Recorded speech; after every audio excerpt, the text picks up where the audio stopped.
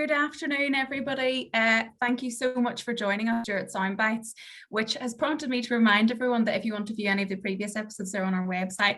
But turning to today's, I'm absolutely delighted to be joined by Allan today. Hi, Allan. Hi. Hi. Allan is a counsellor and a coach. He suffered a spinal cord injury. I think you were 17. Is that right, Allan? Yeah, 17. So this is a bit of a special episode today. It's from a different perspective, and I'm really looking forward to it because we've already had some really interesting conversations, Allan. So I'm delighted to have you and for everyone to hear from you. I suppose I'll just dive right in because we have so little time, but I wanted to ask you, just by way of background, could you tell us just a little bit about yourself and your circumstances in your injury, if you don't mind? Yes, I'm from what I'd class as a normal, hard-working family, from Bridlington. And I wasn't very good at school, didn't really enjoy school apart from the social side of it. And I was just keen on sports, really. And I wanted to be a professional footballer, but I was never good enough. And then at 17, my friend passed his driving test and we could go to McDonald's for lunch, which was the main thing. And yeah, it was brilliant. No more school dinners. So then we had a free period and it was crappy weather, and we just decided to take a friend who lived in a village just outside the town back home, and we took her. And most people think, well, when you're in a car accident at 17, you think, well, it must be their fault. And we were coming back and we came over the brow of this hill, and we came across a situation like you do every day where you think you're just going to drive past somebody and a driver pulled out in front of us, and we smashed into him and then smashed into a tree doing 50 miles an hour. But it was a national speed limit, so we were under 10 miles an hour underneath the speed limit. I got airlifted to Hull Royal, and they decided to operate on me straight away. So they opened me up, put I brought C4, 5 and 6. So the first thing they did was open me up and put titanium and built front of my neck. And then a week later, they did the second operation where they took bone from my hip, rebuilt one of my vertebrae and fastened me up at the back. And but actually I woke up in the recovery room with that, still with all the tubes down my throat and everything. They didn't actually give me enough drugs. I spent a month in Hull Royal, and then I got transferred to Pinderfield's spinal unit, where basically I learned to be, it was like being a toddler in an adult's body. Well, I was in there for my rehab. And then from there, I tried to get back into society. Yeah. And that was 21 years-ish, not to give your age away, yeah, but right, 21 years ago. And you're in a... Yeah, not at all. But you are, so you termed yourself a walker. So you're a spinal cord injured person, but you do walk. So you're in a pretty unique position. And because of the circumstances of your accident, you pursued a compensation claim, and which settled, and then after the settlement things took a bit of a turn for you, and I was interested if you would tell us a bit about that. Yeah, so I got £1 million, or just short of £1 million. I remember getting a check and I took it down to the bank, and the bank actually rang me and asked me if it was a joke. They rang me. Back then there was like not really mobiles. They rang my mum and dad's house phone and put me on the phone and asked if it was a joke. Yeah, it was. So I like I say, I'm from a hard-working family. My dad really worked hard to support the family. He was a car mechanic, and my mum was a cleaner, who worked part-time. So we didn't have a lot of money. We got everything we wanted, but I didn't know what money meant, really. I didn't have any respect for money because I didn't understand it. I didn't know what a direct debit was. I worked in a bar and got paid in a little brown envelope. So I didn't kind of get it. I didn't understand how much this amount was. And I didn't really do anything with it to start off with. I'd started going shopping and things like that, but I just got getting involved with businesses, what I thought might be a good idea. So I invested into an ink toning business. It was like telesales. Like a friend came to me, he was really struggling and he wanted to set up this business, and I trusted him and set this up. I also was involved in the seafront in Bridlington, and I invested in a mini wheel, like Ferris wheel, a beautiful, I can't remember what they're called now. Like the big Ferris wheel things. Yeah, well, I bought a big Ferris wheel as well, so a big wheel. So I always put that in my talks, like, you'll never guess what I bought, and then put it on. And it's massive on Bridlington Seafront. Oh no. And a carousel, and a beautiful, beautiful carousel. That was the word I was looking for, carousel. And it was beautiful on Bridlington Seafront. But again, I was making these business decisions while suffering so badly with depression without actually realising it. And I forgot to mention my mum, when I was in Hull Royal, she didn't go home. She spent the whole month in Hull Royal, sleeping in a bed there and massaging my feet, because I had feeling. That's where the 5% chance came from. I had feeling, so she just sat and massaged my feet, bless her. She passed away to cancer suddenly. Like, we got told on a Thursday she had terminal cancer and 3 months to a year to live. She actually passed away on the Monday. Oh, Alan. Yeah, it was, and I was 24. So I was trying to deal with what had happened to me, trying to, I suppose, play the big man and go, yeah, I think it's all right, where I didn't understand what was actually going on with my life and my injury and all these things like that. And things like one time in the local nightclub, I crapped myself because I didn't, understand my bowels and bladder, what was going on when I needed to go to the toilet, when I didn't need to go to the toilet. But I was still trying to be one of the lads, one of the boys, going out doing what 18-year-olds, 19-year-olds do. So I took these businesses on. No, I didn't take them on. I invested in them, thinking they were great ideas. And anybody would in the right frame of mind would go, don't go there, don't do that, don't get involved down there, don't get involved with that or whatever. But because I wasn't thinking right, I just did and thought it'd be fine. I think it'd be great, and it wasn't. I lost everything. Yeah, and you went to a pretty dark place, didn't you, Alan, after everything settled? And I suppose, do you think that losing the structure of having a litigation team, a rehab team, and kind of that system in place, do you think after that had an impact on you? Yeah, hospital's brilliant, which sounds really weird, because all you do when you get in hospital is fight like mad to get out of there, and you try your hardest to get out of there. You're counting down the days, and you get told a certain date and you think there's not a chance I'm staying that long, I'll be out before then. I had a cocky attitude of watch this then. And that worked.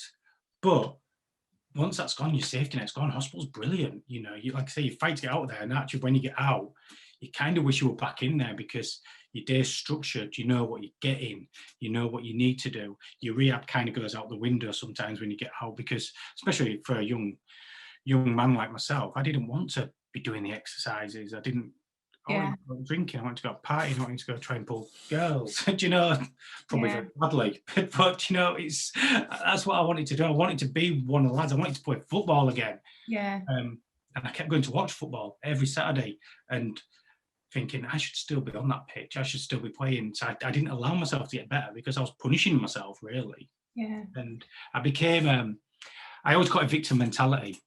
So like I mentioned that I lost everything. The money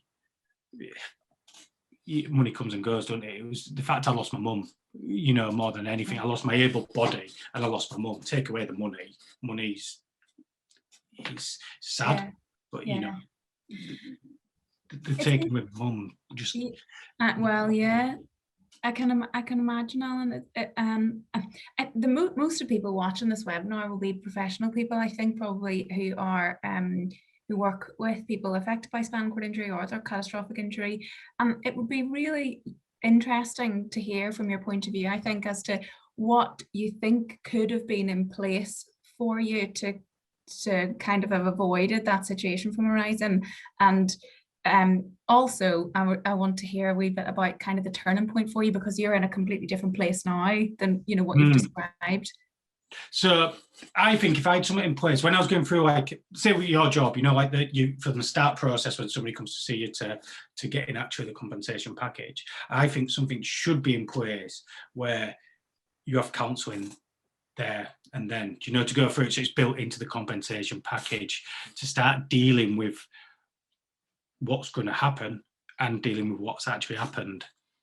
That would have helped me massively if I had something like that, because then I could have helped get back into society. Because I know that people do buddying up and peer support, which I think is amazing. I still do peer support on the spinal unit, but there's peer support and then there's it's counselling, you know, it can be a bit more challenging and a bit like coaching, you can put tools in and things like that.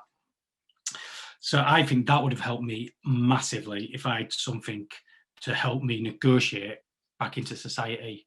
Yeah. I had people around me, and I'm lucky. My friends, I've got the best friends in the world.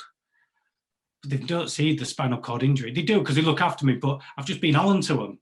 Yeah. Nothing changed. You want to know, the disabled. Do you know what I mean? And because I walk, are you seen as disabled?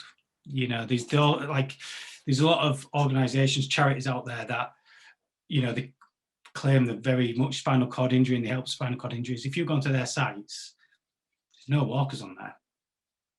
So I went for an injection a bit ago, and not the COVID one, the Botox in my leg. And the doctor turned around and he said, "Allan, we still don't know what to do with you lot. Walkers, we still don't have a clue what to do with you." So, I mean, lucky enough, there's more walkers nowadays, but like, there was no help out there. There was nothing for me.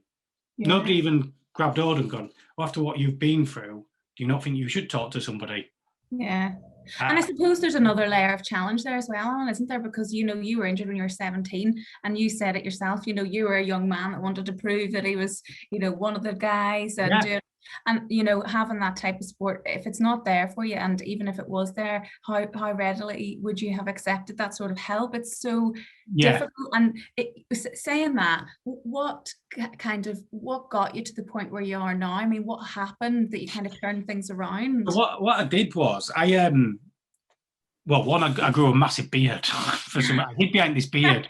I grew this massive beard, and it kind of did wonders for me when I was out and about. It kind of opened up topics of conversation with people and stuff like that. But I had really bad anxiety and I couldn't get out of the house. So like during the weekend, it looked like I was a bit of a man about town and partying and looked like I had a decent life. During the week, I couldn't get out of the house. I was scared that people were looking at the way I walked. And this is years on. And I wrote a blog about, there didn't seem to be a lot about spinal cord injury walkers. So I just wrote a blog about what it's like day to day, what's going on in my mind and what it's like with a spinal cord injury. And I was just inundated with messages asking for help. So I always say, like, what it looked like to me was this massive rock, invisible rock on my knee. And when I wrote this blog, it was like this big weight had been lifted off. And I could start doing stuff. I could start going for a coffee on my own. I thought, actually, I walked down the street. And then I was on Tinder and I met my lovely wife. And she lives up above a place called Rosebery Topping. It's like a mini mountain. And I kept driving towards it every weekend. And I just thought, one day I want to try and get up that. And on my mum's birthday, I managed it. Wow. Passed out nearly at the top. It took everything out of me. But then I thought, right, actually, the doctors told me I'd be back in a wheelchair at 40. And I was 37 at the time. So I was like, right, I'm going to set a challenge. And I had to climb the equivalent of Mount Everest over 8 months, same time I learned to walk again, finishing on top of Ben Nevis, where I actually put the question. Good job she said yeah, because bloody hell, there'd been awkward. There was 38 other people there and all with bottles of champagne, so it's a good you bloody said yeah. You took a risk, Allan. Yeah, I certainly did. Like a challenge. But yeah, I did that, and then I've just continued climbing the mountains. That's my mindfulness. I'm like the first spinal cord injury walker to climb the National Three Peaks, and I'm planning on in August completing the 4th 3,000 foot in the Lake District. So yeah, that's how I do it now. I love that. And you have become a counsellor and a coach, Allan, which you've touched upon already. And I'm interested to know if you can kind of expand a little bit, because we are running out of time, upon kind of the difference between counselling, coaching, and kind of formal psychological input from your perspective. So coaching is about giving somebody tools and setting goals and like seeing the way forward, and how can we do that, and like right, how can we break that goal down and things like that. Whereas counselling looks a bit back and deals a lot more with the mental health side of it and breaks it down to be able to set those goals. So what I do is I do a bit of a blend, to be honest, and give people the tools, a bit of a toolkit to how to move forward. Yeah. But whilst dealing with what's going on in the past, because we all want to function as a person. So I help people function better. Yeah. So it's just dealing with that every day, really. It's brilliant. And what set me off to do it, it wasn't just a blog. People always said to me, my biggest skill is building up relationships. I'm a great believer of building up a great relationship, and you should have a therapist in your life. It's just the word around therapist means like, oh, you must be crazy to have one of them. It doesn't. We've all got little issues going on. But if you've got somebody who you've built a relationship up with, you know, if I'm doing my job right, you might need 6-10 sessions, but then life can be crap. So in a 6 month time, you might want to ring me and go, can I just have a couple of sessions? But we've already built up that great relationship. And I'm a great believer of building up amazing relationships with my clients. Yeah. Be able to allow them to trust me and say whatever they need to say. It's such a great story, Allan. It's so lovely to hear how things have totally changed for you, from buying your carousels to kind of doing all this. And we'll make sure that when we post this recording on our website, there are all the details to your website, and you've got Twitter and LinkedIn where people can search for you or contact me if you want to get in touch. And just before we go, Allan, can you tell us kind of maybe just your top tip for people who are watching the webinar who might work with or be supporting people with spinal cord injuries, whether they're walking or they're not walking, kind of just your top tip? A spinal cord injury doesn't just affect that person, it affects everybody around it. So it's to be open and honest of what's going on. But then sometimes, that's why I got into this, because there was nobody like me about, so that's what I wanted to do, to be able to help people open up, because it's easy for me to say, right, everybody just talk. It's hard to talk. But then if you've got somebody who can build a relationship to help you, then not just help you deal with a spinal cord injury, help deal with your family, that's all affecting it. It affects the whole family. But it would be to do as much kind of research as possible, set little goals, and speak. Absolutely, just speak about it and get talking about what's going on, because your life will never ever be the same. But I will say, before I say, like, I know that it's all a bit doom and gloom, like, oh, you lost all your money and everything. I actually say now I'm richer than I've ever been, because the life I've got now, I'm helping people. I've got the best job in the world, with job satisfaction of seeing it when it's changing people change in front of me and the penny drops. So like I say, I know the money's gone and everything like that, but I'm actually richer than I've ever been now. That's so wonderful to hear, Allan, and I know that everyone watching this will find it as interesting and as lovely to hear from you as I have. And I've already committed you to doing a follow-up session with us, because Allan's got some great insight and stories about kind of sex and dating after spinal cord injury, which is not spoken about enough. So we're going to come back and do another episode, which we'll all let you all know about. But thank you so much again, Allan, for sharing what's a really important and personal story.